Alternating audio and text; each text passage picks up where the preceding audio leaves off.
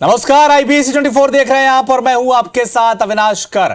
4:40 खबरों की शुरुआत करेंगे भानु प्रतापपुर से मिल रही इस वक्त की एक बड़े अपडेट के साथ। 3 बजे तक भानु प्रतापपुर में मतदान खत्म हो गया है। मतदान केंद्र में मतदाताओं की लंबी लाइन लगी हुई है। नारायणपुर गांव में भी लंबी लाइन लगी हुई है। तो 10 सीटें ऐसी है जहां पर 3 बजे तक मतदान खत्म होना था, लेकिन भानु प्रतापपुर में 3 बजे के बाद भी मतदाताओं की, वोटर्स की लंबी लाइन लगी हुई है। नारायणपुर गांव में भी एक मतदान केंद्र है, वहां पर भी लंबी लाइन लगी हुई है। तो लगातार पहले चरण की 20 सीटों पर मतदान हो रहे थे, जिसमें से 10 सीटें ऐसी थी जहां पर 3 बजे तक मतदान होना था। अखिलेश हमारे सहयोगी इस वक्त हमारे साथ जुड़ चुके हैं। अखिलेश, क्या अपडेट? मतदान के समय खत्म होने के बाद भी लंबी लाइन लगी हुई है फिलहाल वहां पर। मतदान की समय पूरा खत्म हो चुका है, लेकिन भानु प्रतापपुर, दुर्गू कोंदल और चरामा के ऐसे कई गांव हैं जहां अभी भी लोग मौजूद हैं। तो उन सभी को अंदर कर लिया गया, ग्राउंड के अंदर में कर लिया गया है और गेट को बंद कर दिया गया है। हमारी जो भानु प्रतापपुर के नजदीक जो ग्राम है नारायणपुर, जहां की हमने वीडियो भेजी है, वो ये है कि वहां पर लगभग 150 से लोग अभी और अंदर मौजूद है, जिनका मतदान अभी जारी है। और जब तक मतदान खत्म नहीं होगा तब तक उन सबको वहां रहेंगे। गेट को बंद कर दिया गया है, मतदान जारी है लगातार, और जो आंकड़े हैं वो थोड़ी देर में और बढ़ेंगे। आप जो जानकारी बता रहे हैं अखिलेश, ये नारायणपुर गांव की बता रहे हैं? जी, नारायणपुर गांव की है। यहाँ पर 150 लोग बाहर खड़े हैं, ये कह रहे हैं आप? अंदर, हाँ, ग्राउंड के अंदर है और मेन गेट बंद कर दिया गया है। जो अंदर है, वो जितने अंदर लोग अभी मौजूद है, वो सबको अब वोट होगा, वो सब मतदान करेंगे अपना। उसके लिए कंटिन्यू मतदान का जो प्रक्रिया है वो अभी भी जारी है, चाहे 2 घंटा लगे चाहे 3 घंटा लगे, उन सबको मतदान। और मेन गेट के बाहर भी कुछ लोग हैं क्या? मेन गेट के बाहर अब कोई नहीं है वहां पर। अब सुरक्षा गार्ड ने मेन गेट जो है वो बंद कर दिए। सुरक्षा के जवान लोग जो लगे हुए हैं, सुरक्षा जवान में, वो सब। चलिए अखिलेश, आप नजर बना के रखें इस खबर पर, आपसे लगातार अपडेट लेते रहेंगे। तो नारायणपुर गांव में मतदान केंद्र के समय जो वक्त था, तय वक्त था जहां पर मतदान खत्म होना था, उसके बाद भी 150 से 200 लोग वहां पर मौजूद हैं। हालांकि मेन गेट के अंदर उन्हें शामिल कर लिया गया है और वो मतदान करेंगे वहां पर।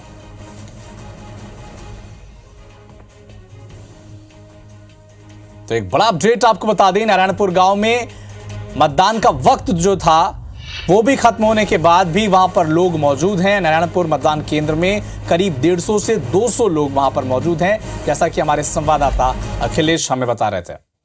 पहले चरण की 20 सीटों पर मतदान की प्रक्रिया चल रही है। इसी बीच प्रत्याशी भी वोट कर रहे हैं। कोंडागांव सीट से पूर्व मंत्री लता उसेंडी ने मतदान किया। इसके अलावा कोंडागांव में मंत्री मोहन मरकाम मतदान केंद्र पहुंचे, उन्होंने भी अपने मताधिकार का इस्तेमाल किया। भेल व पदार मतदान केंद्र में उन्होंने मतदान किया है।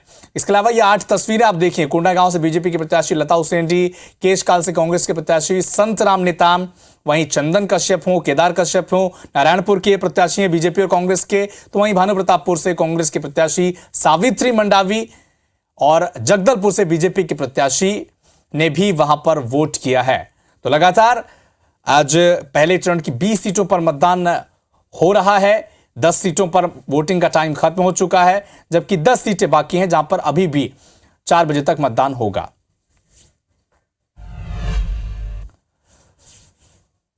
मतदान की प्रक्रिया जारी है। डोंगरगढ़ में प्रशासन की लापरवाही के चलते कई लोग वोट नहीं डाल सके। मतदाता सूची में कई लोगों के नाम नहीं है, तो कहीं पर ईवीएम खराब होने के चलते मतदान नहीं कर सके। इधर डोंगरगढ़ में लोगों का उत्साह देखने को मिला मतदान को लेकर, जबकि पखांजूर में रेनबो मतदान केंद्र बनाया गया। 3rd जेंडर वोटर्स वहां पर पहुंचे और वोटिंग करे। वहां पर खास बात यह रही कि सुरक्षा कर्मी भी जो वहां पर हैं वो भी 3rd जेंडर समुदाय से हैं।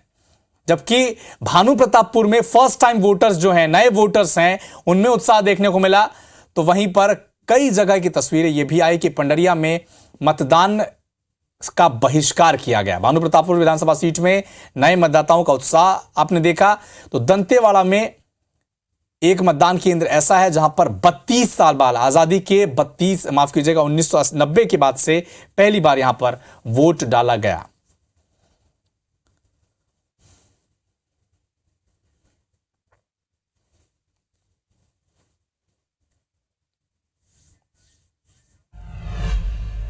तो आज छत्तीसगढ़ के पहले चरण के चुनाव में जहां पर 20 सीटें हैं वहां पर मतदान हो रहा है, लेकिन इधर प्रधानमंत्री नरेंद्र मोदी सरगुजा संभाग के सूरजपुर जिले के चुनावी सभा को वहां पर संबोधित किया। कई मुद्दों पर कांग्रेस को निशाने पर लिया। क्या कुछ कहा, आपको सुनाता है। बीते कुछ समय में भाजपा के अनेक कार्यकर्ताओं को हमसे छीना गया है। अभी भी कुछ दिन पहले हमारे एक साथी को गोली मार करके उसकी जीवन तबाह कर दिया। इसलिए भाइयों बहनों, हर किसी की सुरक्षा बहुत जरूरी है और इसलिए कांग्रेस को हटाना उतना ही जरूरी है। ये जमीन छीनी जा रही है।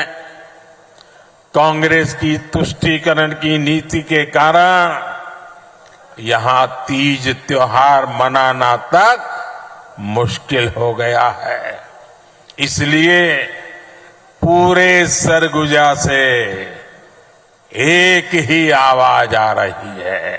गांव हो या शहर हो, हर कोई एक ही बात कह रहा है, औ नहीं सही वो, औ नहीं सही वो। छत्तीसगढ़ में कांग्रेस की सरकार गरीबों को पक्के घर नहीं मिलने दे रही है। मैं जोर लगाता रहा, समझाता रहा, लेकिन वो नहीं किया। अब मैं आपको कहता हूं कि अब कांग्रेस की विदाई पक्की है, आपका घर भी पक्का है। 3 दिसंबर को चुनाव नतीजे के बाद भाजपा सरकार बनेगी। मुख्यमंत्री का शपथ का निमंत्रण देने आया हूं। तो छत्तीसगढ़ के बाद पीएम मोदी सीधी पहुंचे, जनसभा को संबोधित किया और वहां पर भी उनके निशाने पर रहे कांग्रेस। कहा, आपके प्यार और उत्साह से मैं अभिभूत हूं। एमपी में एक बार फिर से बीजेपी की सरकार बनने का दावा किया और पीएम ने कहा कि यहां के लोग कह रहे हैं मोदी के मन में एमपी है और एमपी के मन में मोदी है। आपके इस प्यार, इस उत्साह से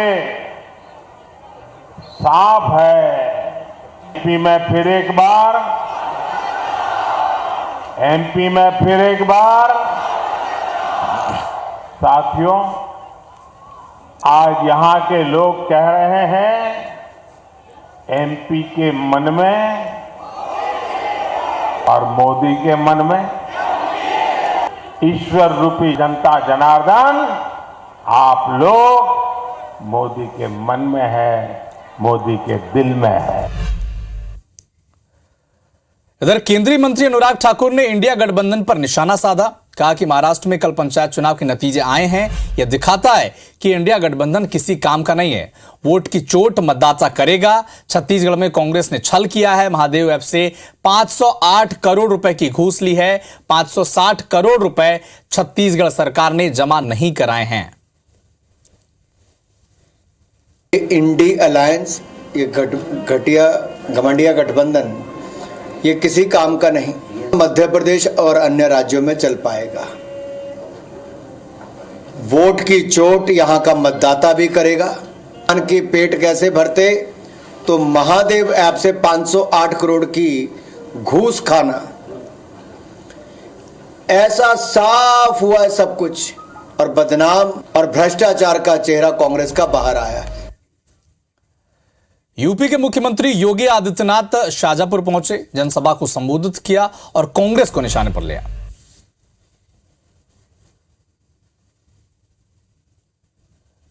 एक नए भारत का दर्शन कर रहे हैं,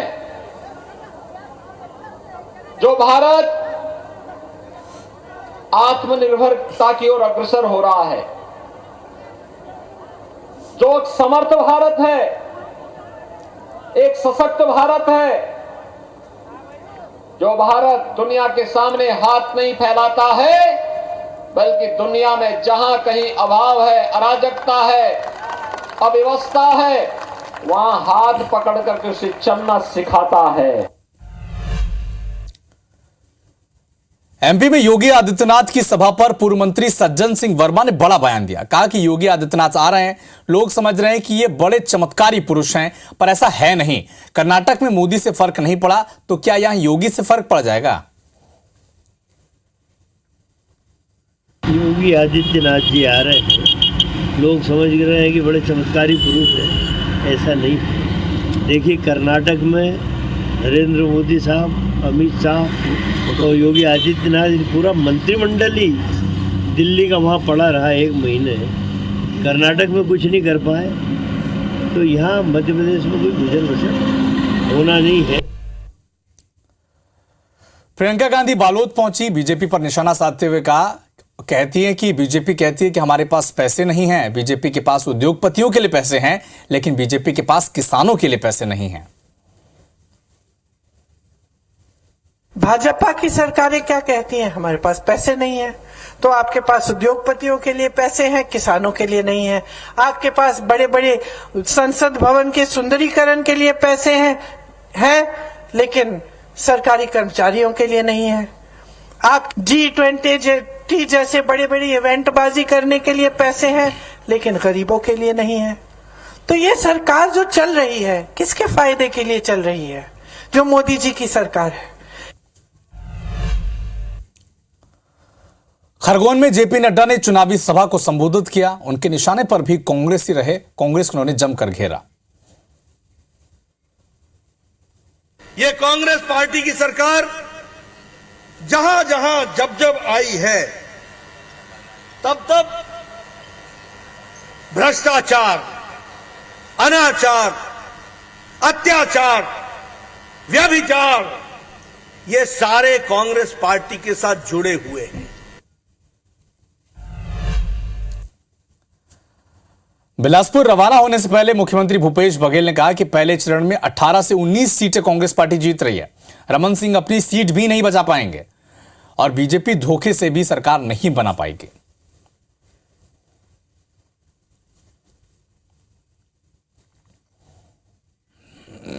अब फेंकना थोड़ा ज्यादा फेंक लेते डॉक्टर साहब, उसकी खुद की सीट तो बच नहीं रही है। और पिछले समय 17 सीट हम लोग जीते थे 20 में से, इस समय उससे भी पार जाएंगे। बहुत शांतिपूर्वक मतदान हो रहे हैं अभी तक के, और लोग मतलब मतदान के जो प्रतिशत है वो अच्छा ही है। और जो हमने ऋण माफ़ी किया है और घोषणा फिर से किया है, और राजीव गांधी किसान न्याय योजना मिला के 3200 रुपये क्विंटल धान का और 200 यूनिट तक की बिजली मुफ्त देने के बाद, एजुकेशन फ्री करने के बाद, और 6000 प्रति मानक बोरा के जाते तेंदुपत्ता, ये सारे जो मुद्दे हैं इससे लोग प्रभावित हैं। तो पीसीसी चीफ दीपक बैज ने कहा है कि पहले चरण की कुछ सीटों में कड़ा मुकाबला है। बस्तर में सभी सीटों पर वापसी होगी। रमन सिंह वापसी का सपना देख रहे हैं। रमन सिंह पर पलटवार किया दीपक बैज ने। मुझे लग रहा है रमन सिंह जी सपना देख रहे हैं जी। बस्तर की और पूरे राजनांदगांव, मोहल्ला, मानपुर, कवर्धा की जनता, हमारी 20 सीटों पे मतदान हो रहा है। 20 सीटों में हम 20 सीट जीत के आ रहे हैं जी।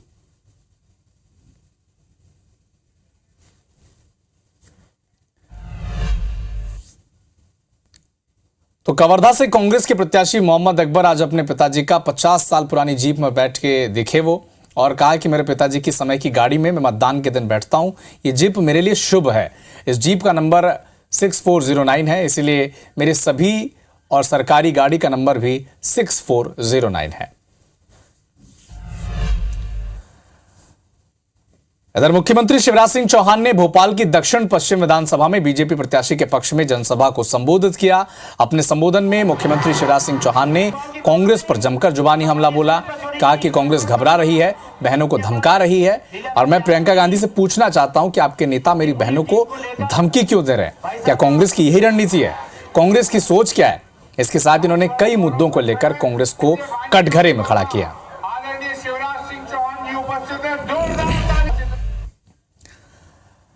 कांग्रेस नेता राहुल गांधी कल छत्तीसगढ़ दौरे पर रहेंगे। अलग अलग क्षेत्रों में जनसभा करेंगे।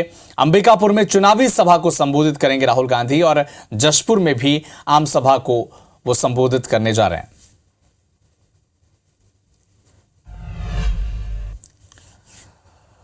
सरायपाली की बसना विधानसभा सीट से बीजेपी के प्रत्याशी संपत अग्रवाल ने प्रेस कॉन्फ्रेंस कर अपना संकल्प पत्र जारी किया। इस दौरान उन्होंने कहा कि अगर जनता उन्हें अपना जनप्रतिनिधि चुनती है तो वो बसना में सर्व सुविधा युक्त अस्पताल का निर्माण कराएंगे ताकि जरूरतमंद मरीजों को निःशुल्क इलाज की सुविधा मिले। साथ ही खेत की सिंचाई के लिए 95% सब्सिडी के साथ ट्यूबवेल और पंप दिया जाएगा। इसके साथ ही गांव में सड़क, बिजली, शिक्षा, स्वास्थ्य की समस्या को 6 महीने में दूर किया जाएगा। इसके साथ ही इन्होंने कई अहम ऐलान भी किए हैं। जरूरतमंद मरीजों को निःशुल्क इलाज की सुविधा दी जाएगी। 5 एकड़ भूमि में किसानों के समूह बनाकर tube well, submersible pump, transformer 95% subsidy के साथ, जिसके द्वारा सिंचाई की समुचित व्यवस्था हो सके। बसना एवं पिथौरा में सर्व सुविधा युक्त खेल स्टेडियम का निर्माण किया जाएगा। बीजापुर में नक्सलियों ने लगाए चुनाव बहिष्कार के लिए जो बैनर पोस्टर लगाए थे, इस पर बैनर सड़कों पर लगाए गए हैं। बीजापुर से गंगालूर मार्ग पर बड़ी संख्या में बैनर पोस्टर लगाए गए हैं।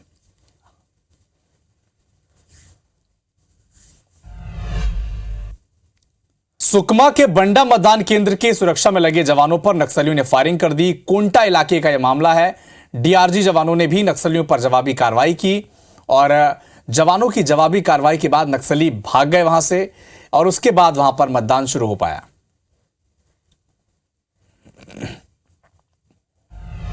सुकमा की ही बात करें तो सुकमा के टोंडा मरका इलाके में नक्सलियों ने आईडी ब्लास्ट कर दिया। ब्लास्ट में सीआरपीएफ कोबरा के बटालियन का एक जवान घायल हो गया। आईडी जहां पर ब्लास्ट हुआ वहां पर जवान मतदाता दल की सुरक्षा में लगे हुए थे। मामले की आधिकारिक पुष्टि हालांकि अब तक नहीं हो पाई है।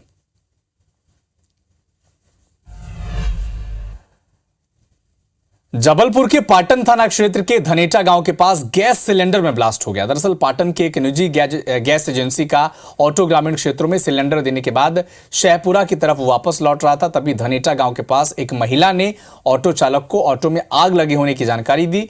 देखकर चालक अपनी जान बचाकर ऑटो से दूर भाग गया और कुछ ही देर में एक धमाकेदार ब्लास्ट के साथ गैस का एक सिलेंडर फट गया। धमाका इतना जबरदस्त था कि आसपास के कई गांव में उसकी आवाज सुनाई दी। वहीं हादसे की सूचना पर पाटन पुलिस और फायर ब्रिगेड की गाड़ी मौके पर पहुंची। सिलेंडर की आग पर काबू पाया गया। ऑटो चालक लगभग 20 सिलेंडर और रखे थे। आग फैलती तो बड़ी अनहोनी हो सकती थी, हालांकि उसे टाल दिया गया।